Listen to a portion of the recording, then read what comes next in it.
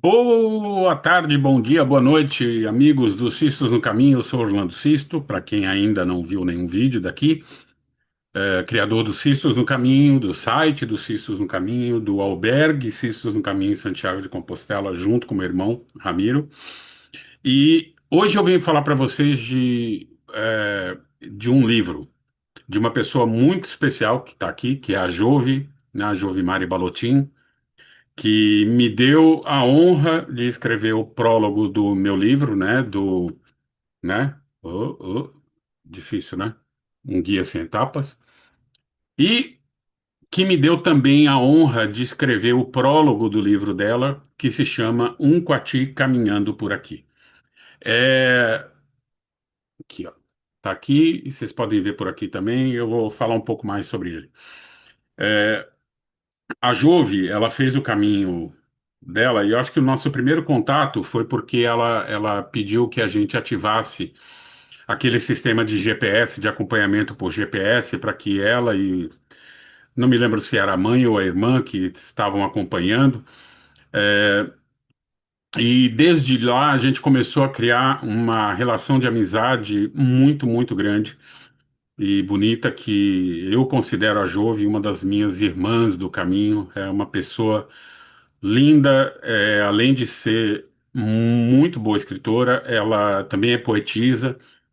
E uma coisa que ela fez foi muito interessante. Ela é de Foz do Iguaçu e ali existe um dos bichinhos que tem muito ali são os coatis, né?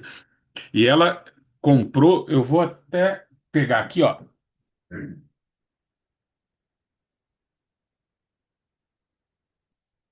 Ela tinha uma versão maior desse coatizinho, que é a que tá aqui nas fotos, olha. Tá vendo? E ela comprou esse coatizinho e quando ela foi para o caminho, ela pendurou o coati na mochila dela. E o coati ia olhando para trás, né? Então ela começou a escrever a cada etapa do caminho que ela percorria, ou até mesmo antes, enquanto ela estava fazendo a viagem até a Espanha, que ela foi via Itália e tal, ela começou a escrever crônicas diárias a respeito da experiência dela, daquilo que ela estava aprendendo, daquilo que ela estava vivendo, das suas emoções, dos encontros que ela teve.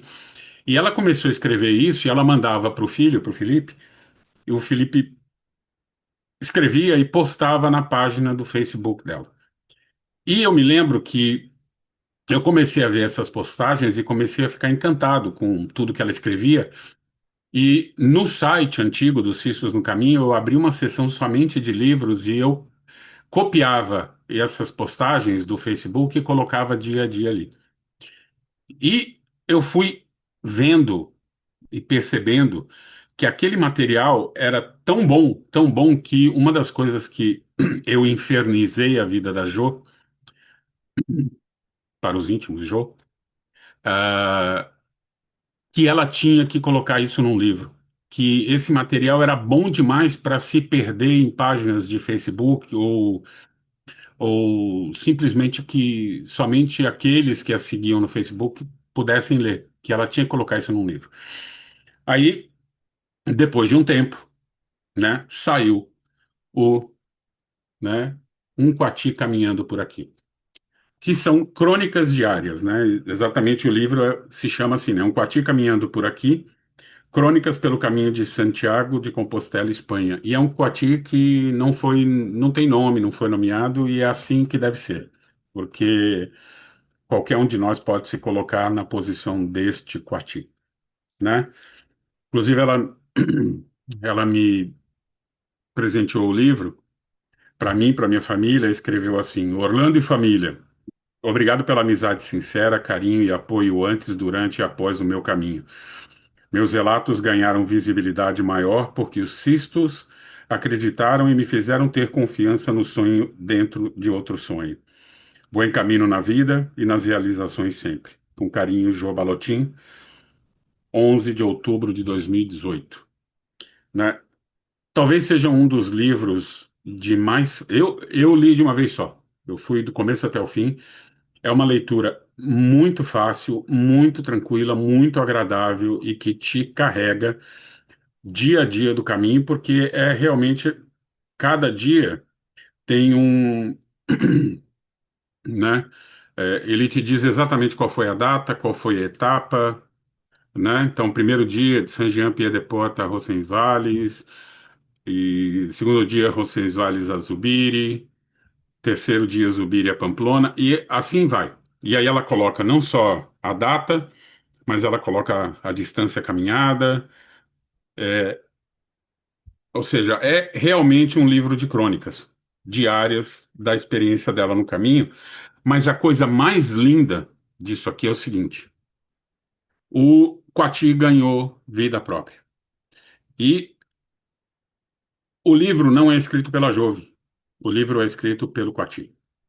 Então, o Coati não somente a cada final, a cada final de dia, ele escreve a lição do dia, tá vendo? Olha.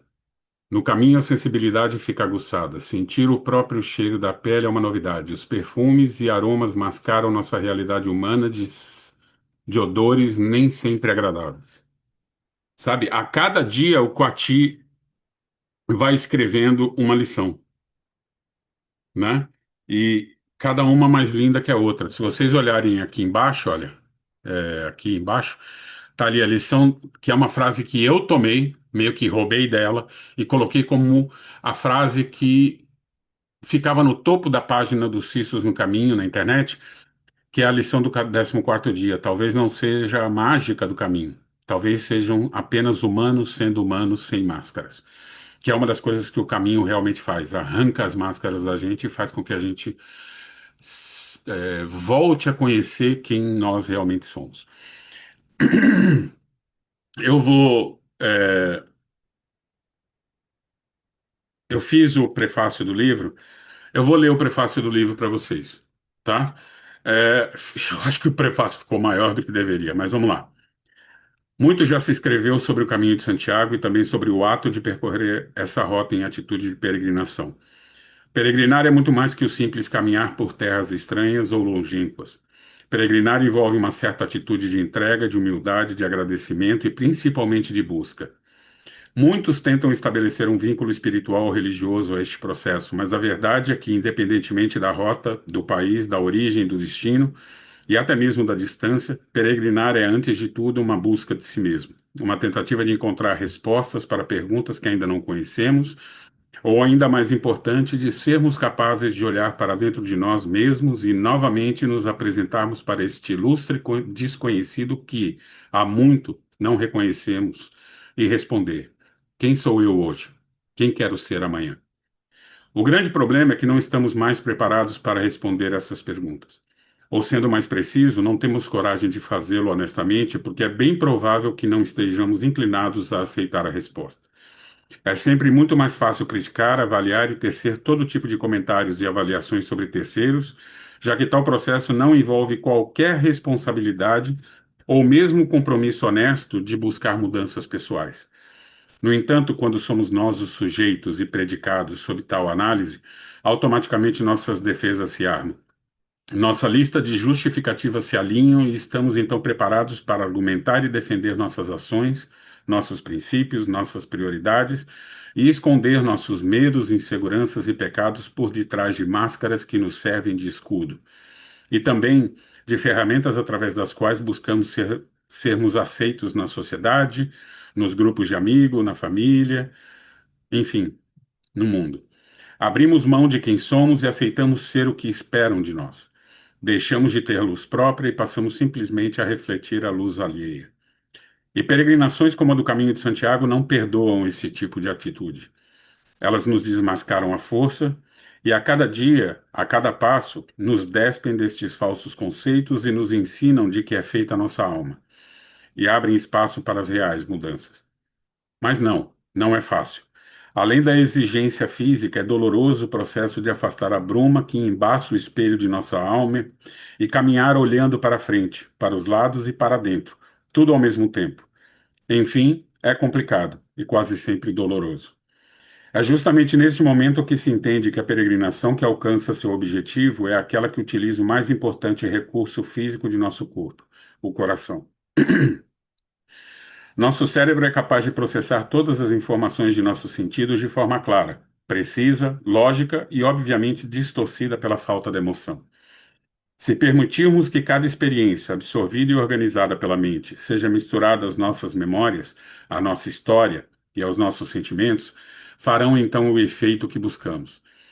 Peregrinar é, portanto, um caminhar em busca de nós mesmos, feito pelo coração e apoiado nas experiências de cada passo, com suas dores, dúvidas, medo e, por que não, entusiasmo e ansiedade por saber que nos aproximamos a cada dia de nossa meta, onde descobriremos que já não somos os mesmos, que o caminho não termina ali e que nos tornamos peregrinos da vida, o maior de todos os milagres, há muito esquecido e desvalorizado por nós mesmos. Era dia 17 de abril de 2016 quando recebi uma mensagem de mais uma futura peregrina, pedindo nosso suporte para o seu caminho, que começaria dentro de 10 dias. Na verdade, não se tratava de uma simples peregrina, mas de um coração que havia decidido se libertar e buscar sua renovação. Sabendo que seria difícil registrar de forma imparcial tudo o que sentiria, abusou da sensibilidade e inteligência raras, porque não se apoiam em soluções simples, e decidiu levar consigo um companheiro de viagem, que ficaria responsável pela tarefa de observar, de sentir, de entender o que se passava e, sim, de oferecer aos amigos e parentes da peregrina que ficaram no Brasil um relato diário de sua experiência, sem esconder ou omitir detalhes. Como se não bastasse, este parceiro teria que resumir o aprendizado de cada etapa em pelo menos uma lição por dia, para a vida. Este personagem não tinha nome e continua não tendo, até porque é e seria irrelevante. A história contada não era dele, e desviar a atenção para detalhes frívolos como este seria um equívoco. De sua perspicácia e atenção aos detalhes, entretanto, aliadas ao companheirismo e ao firme propósito da peregrina Jovimari Balotin de alcançar esta vitória pessoal, foram produzidas as mais deliciosas crônicas que já descreveram os dias de um peregrino no caminho de Santiago. Em alguns momentos pensamos em pedir a ela que, ao chegar a Santiago, refizesse o caminho, em sentido inverso, somente pelo egoísmo pessoal e interesse nosso de não ver a série terminar. O coração ansioso, talvez cansado, algo desorientado que começou seu caminho na pequena cidade de Saint-Jean-Pied-de-Port, chegou ao fim da peregrinação novo, vibrante, cheio de amor e de vontade de compartilhar, de servir, de viver. Santiago de Compostela já não era o objetivo, somente um pit stop, onde poderia descansar e partir para a segunda e nova jornada, a de servir como hospitaleira voluntária em um albergue e assim fechar o ciclo, colocar em prática e exercitar as lições do caminho. E seu companheiro, como não poderia ser diferente, seguiu junto e continuou seus relatos. Muitos foram os livros lidos sobre o caminho, muitos blogs, videologs, páginas em redes sociais, criados e mantidos por antigos peregrinos com o objetivo de ajudar. Não fui até agora capaz de encontrar uma leitura tão direta, simples e profunda, daquelas que tocam o nosso coração de forma sutil e avassaladora, e que nos faz pensar, que planta uma semente que nos incomoda, pois nos faz refletir. É uma leitura para se fazer devagar, como ao tomar um bom vinho, e para ser degustada, palavra a palavra, sentimento a sentimento, lição a lição. Desde o princípio insisti que essas crônicas deveriam ser publicadas em livro e fico feliz de ver que finalmente ele chegou. Este é um prefácio simples, longo, certamente aquém do que nossa amiga Jovimar e seu coati sem nome merece, mas carrega toda a nossa admiração, respeito, amizade e amor que nutrimos por uma pessoa fantástica que, em sua simplicidade, nos ensinou tanto. Obrigado pela honra, querida amiga. Que sua vida seja um caminho sem fim, cheio de desafios e conquistas. Orlando Sisto, Sistos no Caminho de Santiago. É isso, gente. É um livro fantástico. E eu vou mostrar para vocês rapidinho aqui. Vou compartilhar de novo a minha tela, como eu sempre acabo fazendo. E eu quero mostrar para vocês o seguinte: o livro da Jove, primeiro ele tinha uma edição em papel, né, feito pela editora Chiado. E essa edição terminou, o contrato dela com a Chiado também terminou, mas o livro continua disponível na Amazon.com.br, né? Então eu vou botar aqui para vocês verem, olha, um quati caminhando por aqui. Aí vocês vão ver que o livro está aqui. E eu quero chamar a atenção para você. O livro está no formato de e-book, tá? Então, a minha sugestão, comprem o livro. Se vocês estiverem interessados, vocês não vão se arrepender. Comprem o livro no formato e-book.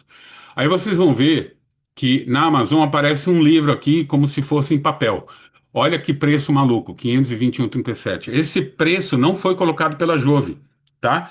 Esse preço na Amazon, para vocês entenderem, quando você publica um livro, você pode permitir ou não que editoras virtuais revendam o seu livro.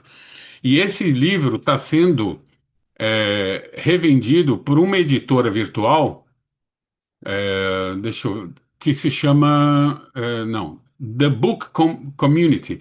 É uma editora virtual daqui dos Estados Unidos, né? Então, esse pessoal pegou o livro da Jove e está publicando para impressão em papel nos Estados Unidos. E eles colocaram, vê, olha, dá uma olhada os preços que saem uma série de coisas, de livros e tal, e botaram o preço em 520, 500 e alguma coisa. Gente, não ignorem essa opção. Eu já conversei com a Jove e ela provavelmente vai, de alguma forma, retirar essa autorização para que não essa versão em papel não esteja mais disponível nesse preço abusivo e exorbitante que foi colocado por esta editora, tá? Então, o livro está aqui, Jove Balotin, versão e-book do Kindle, e eu continuo sugerindo para vocês que comprem esse livro e leiam esse livro também, porque é fantástico. Eu vou colocar depois na publicação desse vídeo, nos comentários, eu vou colocar o link também da Amazon para vocês, tá bom? Fiquem com Deus, bom caminho e Jove, obrigado de novo pela honra de ter escrito o prefácio. Fica com Deus. Tchau, tchau.